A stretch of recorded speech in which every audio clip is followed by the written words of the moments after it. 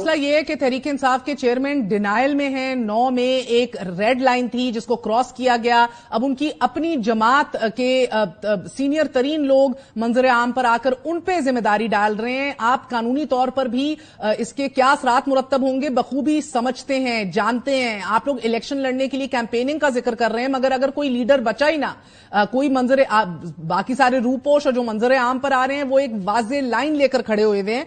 तो सर मसला ये है कि अगर यही गवाहियां लेकर वो अदालत भी चले गए कि एक sitting chief of army staff का रास्ता रोकने के लिए पिंडी पहुंचा गया था और किस तरह जहन साजी की जा रही थी, कैंपेनिंग किसने की, कैसे कराई, तो ये तो लेने के देने पड़ जाएंगे। देखिए, पहली बात तो यह है कि ये लीडर को पकड़ पकड़ के जो तोड़ रहे हैं, फिर इलेक्शन कमीशन को चाहिए कि इनको चाहिए कि एक लिस्ट आवेजा कर दें कि जनाब ये बंदे हमने अनअपोज कराने हैं, ये बंदे हमने इलेक्शन नहीं लड़ने देने। तो क्या इस तरीके से ये इलेक्शन है? फिर आप आइन को मुअत्तल करके, मुअत्तल तो हो चुका है प्रैक्टिकली, लेकिन फिर आप आ जाएं, फिर आप इलेक्शन का ड्रामा क्यों ढोंग रचाते हैं? फिर आप कहते हैं कोई इलेक्शन नहीं होगा।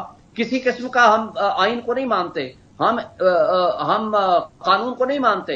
यहां इस मुल्क में रूल ऑफ लॉ नहीं चलेगा। जंगल का भी कोई कानून होता है। यहां हम कोई कानून, कोई ज़ाब्ता, कोई प्रोसीजर, कोई आइन, ये मजाक ना करें हमारे साथ। या तो हमें कह दिया जाए ठीक है, हम कोई मुतालबा नहीं करते। अहम तरीन खबर भी दूंगी शोएब शाहीन साहब, आपसे भी इसका इनपुट चाहती हूं। अभी थोड़ी देर पहले हमारी बात हुई अलीमा खान साहिबा से, जो रिकॉर्ड की दुरुस्तगी के लिए बताना चाह रही थी कि उनकी जब उनके भाई से मुलाकात हुई तो वो बड़े मजबूत एहसाब के साथ कायम और दायम थे, ना कोई हल्के थे, ना कोई डिप्रेशन थी, ना कोई खाना मजीद मांगा, ना कोई और डिटेल्स मांगी। 40 फुट का एक कोर्टयार्ड है सामने, तो चहलकदमी और वर्जिश के लिए, स्ट्रेचिंग के लिए वो मजीद थोड़ी सी जगह चाहते हैं, मगर इसके अलावा उनको और किसी चीज की जरूरत नहीं। और बकौल उनकी बहन के वो सुकून में है। मगर ये भी शोएब शाहीन साहब, उनकी बहन ने इंकशाफ किया कि सदर मुमलिकत आरिफ अलवी से बड़े नालायक हैं। क्या बात है? देखें, मैंने इस पे, हमने पीटीआई ने खत लिखा था प्रेसिडेंट साहब को, इस पे मैंने प्रेस कॉन्फ्रेंस की थी कि जो जुर्म इलेक्शन कमीशन कर चुका है और कर रहा है मुस्तकिल बुनियादों पर 90 डेज में इलेक्शन न करा के केपी और पंजाब में और फेडरेशन में, अगर आरिफ अलवी ने अंडर आर्टिकल 48(5) जो कि उसकी कॉन्स्टिट्यूशनल ऑब्लिगेशन है, जिम्मेदारी है, ये उसका अख्तियार नहीं है, ये जिम्मेदारी है, वो अगर नहीं अदा करेगा तो उसी तरह के जुर्म का इर्तिकाब करेंगे।